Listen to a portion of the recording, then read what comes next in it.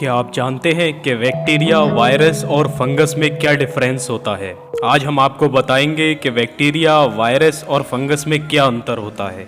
दोस्तों, बैक्टीरिया को हम जीवाणु बोलते हैं, वायरस को हम विषाणु और फंगस को हम कवक बोलते हैं और इन सभी को हम कॉमनली जर्म्स बोल देते हैं।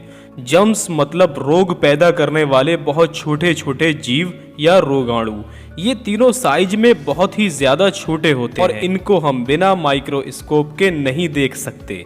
लेकिन अगर इन तीनों में देखा जाए तो फंगस साइज में सबसे बड़ा होता है, बैक्टीरिया फंगस से छोटा होता है और वायरस बैक्टीरिया से भी छोटे होते हैं।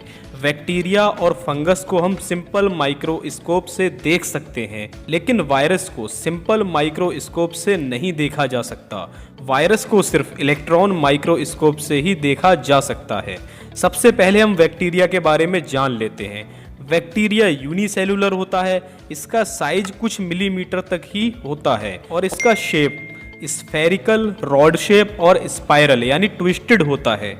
बैक्टीरिया लगभग हर जगह पर मौजूद होते हैं, जैसे वाटर, एयर, सॉइल, इनमें कॉमनली बैक्टीरिया होता ही है। बैक्टीरिया फ्रीली लिविंग होते हैं, इसका मतलब ये है कि बैक्टीरिया स्वतंत्र रूप से जिंदा रह सकता है और अपनी संख्या भी बढ़ा सकता है। दोस्तों, बैक्टीरिया 2 टाइप्स के होते हैं, यानी बैक्टीरिया जो हैं वो 2 प्रकार के होते हैं। पहले ऐसे जो बेनिफिशियल होते हैं एंड सेकेंड वो जो हार्मफुल होते हैं, यानी जो नुकसानदायक होते हैं। अगर नुकसानदायक बैक्टीरिया की बात की जाए तो इनसे हमें कई सारी बीमारियां हो सकती हैं, जैसे इन्फेक्शियस डिसीज से लेकर टीबी, कॉलरा, प्लेग ETC। अगर लाभदायक बैक्टीरिया की बात की जाए, अगर फ़ायदेमंद बैक्टीरिया की बात की जाए तो हमारी इंटेस्टाइन में जो बैक्टीरिया होता है वो डाइजेशन ऑफ फूड में हेल्प करता है। साथ ही दही बनाने में भी लैक्टोबैसिलस नाम के बैक्टीरिया का यूज़ किया जाता है। कुछ बैक्टीरिया का यूज़ दवाई और वैक्सीन बनाने के लिए भी किया जाता है। जब किसी को बैक्टीरिया की वजह से कोई डिसीज़ होती है तब एंटीबायोटिक का यूज़ किया जाता है। अब बात करते हैं वायरस के बारे में। दोस्तों, वायरस अति सूक्ष्म जीव होता है। वायरस बैक्टीरिया से भी छोटा होता है। वायरस नॉन सेलुलर होता है और वो DNA या RNA का बना होता है। वायरस स्वतंत्र रूप से जिंदा नहीं रह सकता, उसे जिंदा रहने के लिए हमेशा दूसरे लिविंग्स की ज़रूरत पड़ती है और वायरस केवल होस्ट के अंदर रहकर ही अपनी संख्या को बढ़ा सकता है। वायरस को हम लिविंग एंड नॉन लिविंग दोनों ही कहते हैं। वायरस को सजीव और निर्जीव के बीच की कड़ी कहा जाता है और उसकी वजह है वायरस में सजीव और निर्जीव दोनों के लक्षण पाया जाना। जैसे ही वायरस होस्ट की बॉडी से बाहर आता है तो वो निर्जीव यानी नॉन लिविंग होता है और जैसे ही वायरस किसी जीव की बॉडी में एंट्री करता है तो वो लिविंग कहलाते हैं और अपनी संख्या को बढ़ाने लगते हैं।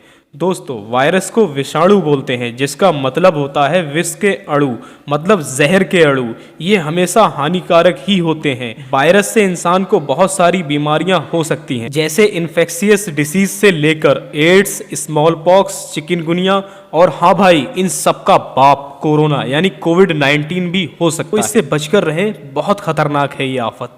अब बात करते हैं फंगस की।